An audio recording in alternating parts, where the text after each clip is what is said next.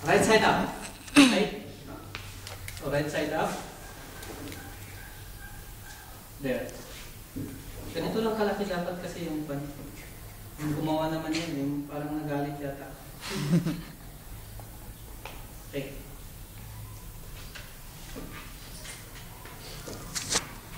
So I can get the one. The clinic.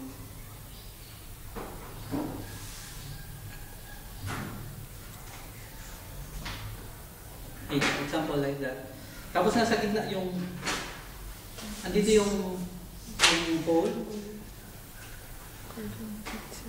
Kahit na tatlo lang.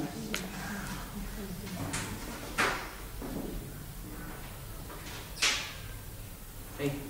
Tapos, yung fold niya towards the ganyan. Okay? Ganyan yung part. Kung gusto mo pang palitin, you have to fold this that way. Okay? Saan yung butas? Dito. Okay?